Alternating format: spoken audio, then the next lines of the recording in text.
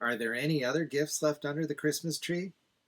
Well, there's at least one more, and that's Walt Disney's Babes in Toyland. Ever since it was released in 1961, it's become a holiday favorite with all its color and music and fun. This is an article I wrote about it for Sketches magazine, and I wrote other articles about it too. So I'll put links to those in the show notes so you can read some of my writing about this fun Disney project that's still a little bit overlooked. Based on the famous operetta by Victor Herbert, it stars Disney darling Annette as Mary Quite Contrary, even though she isn't contrary at all, and stars other Disney favorites such as Edwin and Tommy Kirk. Babes in Toyland is available on a beautiful Blu-ray disc, and you can also see it if you're a subscriber to Disney+. One thing remarkable about this Disney live-action feature is that it has a lasting legacy that people who have not even seen the film appreciate year in and year out. Many of you will know exactly what I'm talking about. But in case you don't, I'll reveal that legacy at the end of this video, so stay tuned. But for now, let's think about how this film was released as a Christmas treat in 1961. During Backstage Party, Walt Disney shared with you a few selected scenes from his first big musical motion picture, Babes in Toyland.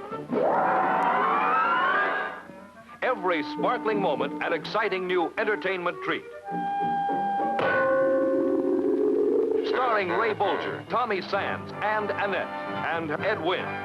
Don't miss Babes in Toyland, coming at Christmas time to a theater near you. So today, I'd like to take a look at some of the publications that were issued in celebration of the film's first release. And here to start us off, we have this smaller book from the Top Tales series. And this was published by Whitman, which was really Western Publishing. And they are the publisher that issued all the Golden Books as well. But what's fun about this book, called The Toy Maker's Helper, is that it focuses on one of the minor Babes in Toyland characters, which is Grumio, inventor, as it says here, and portrayed by Tommy Kirk in the movie. And we have some really fun illustrations by Al Anderson, including blueprints for the marvelous toy-making machine that we also see in the film as a major prop. And these illustrations are really so wonderful. Pow! Boom! What's also really fun is that it brings in other elements of the plot, such as Tom Tom, the Piper's son. No, not that Tom Tom. This Tom Tom, played by Tommy Sands in the movie. And he is leading the toy soldiers into battle against the villainous Barnaby. So we even have that aspect of the story in this little storybook. In the movie, there's a lot of shrinking down. Tom is shrunk down to the size of the toy soldiers, and so is Barnaby eventually, and they have this big battle. And it's quite amazing because the Disney special effects artists built these enormous props so that when Tommy Sands was standing next to the toys and amidst the toys, it really looked like he was toy size. But here's something big, from a shrunk down book to a big golden book. And yes, of course, the cover, which I'll open up for you here, emphasizes the toy soldiers from the marvelous sequence, The March of the Toy Soldiers, which is the most famous sequence, there's no doubt about it, from the film and the climax of the film. That was directed by Ward Kimball, who was a toy collector, so he knew his toys. And over 100 special toys were created for the sequence, with the stop-motion animation being created by those other Disney legends, Ex Atencio and Bill Justice.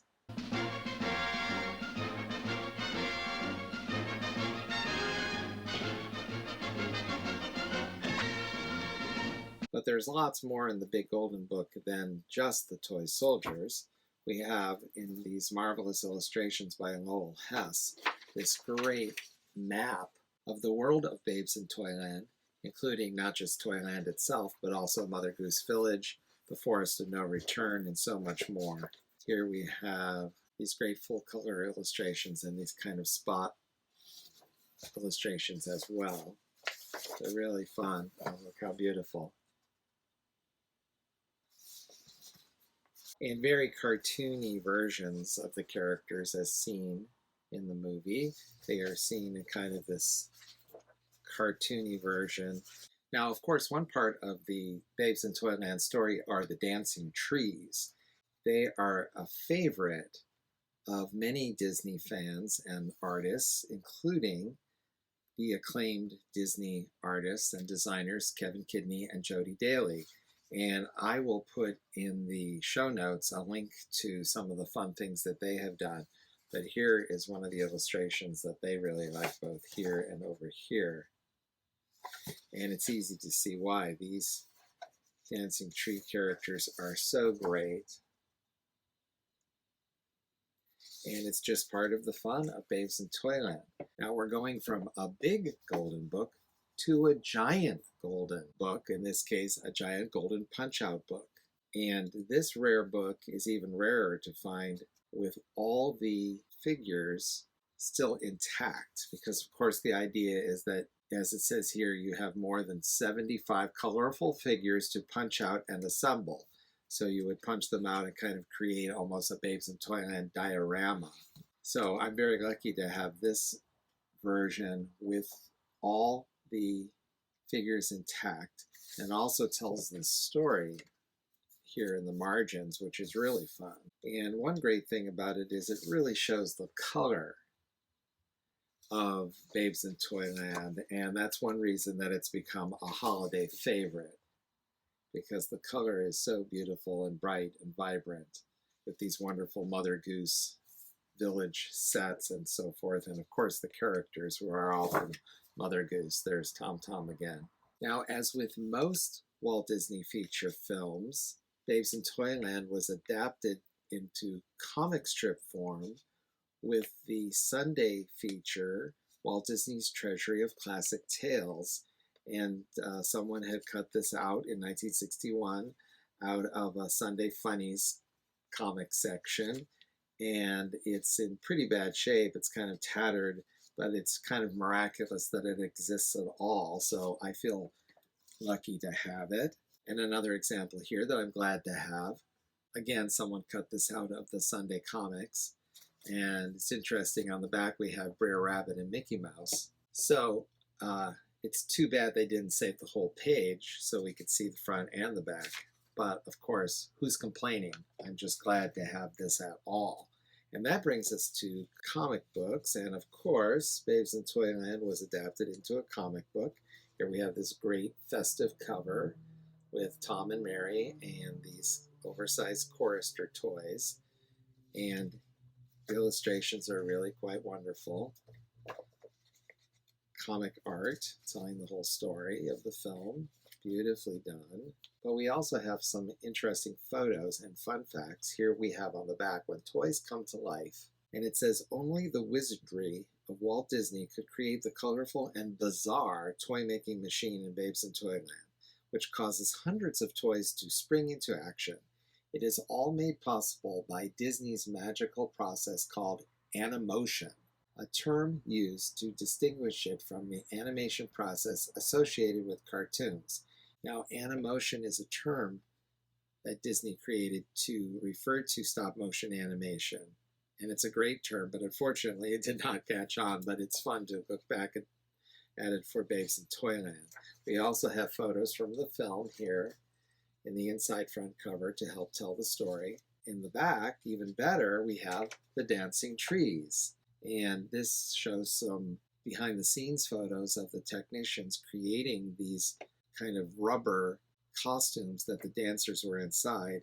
And they were rigged so the dancers could manipulate the mouths and the faces and also the branches for the arms. And here are the dancing trees in the story as seen in comic book form.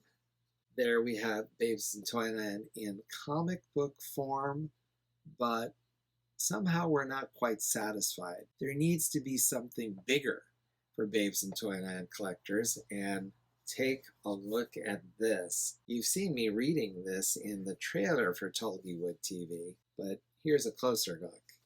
And let's take a look inside. Absolutely great. Wonderful use of the comic form to tell this fantastic story, and it's kind of illustrative, so there was a lot of love and TLC, I guess you could say, put into this, as well as artistry. Of course, we have the dancing trees,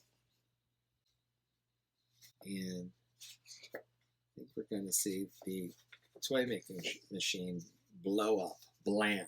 So there it is. All the color and excitement and fun of the cartoon. And of course, here we have the climactic sequence, which is the March of the Wooden Toys and Tom's battle, leading the toy soldiers into battle against Barnaby. The cover really makes clear that the toy soldiers are central, and we see what icons they are here, Tom and Mary looking at them, and these huge figures that were created. They're so iconic in their bright red uniforms that does remind me that I promised to tell you what the legacy of Babes in Toyland is, even for people who have never seen the film, because starting in 1961, these toy soldiers were part of the Disneyland Christmas Parade and have been ever since, and of course for other Disney parks as well. So all the millions of people that have seen the toy soldiers, whether in person or on television over the years, they know these toy soldiers as Disney creations, but don't necessarily know that they're from Babes in Toyland. So if this is new to you, you now know this too. Now, Babes in Toyland is such a rich and colorful subject that of course we will be revisiting this topic again in another video here in Tullywood TV. So please, first of all, like this video and then subscribe to this YouTube channel so you'll catch that video and all the other videos coming up. And we really have some fun ones planned for 2021. You won't want to miss them. But for now, let's conclude our holiday celebration of Babes in Toyland by taking a look at the toy soldiers in action.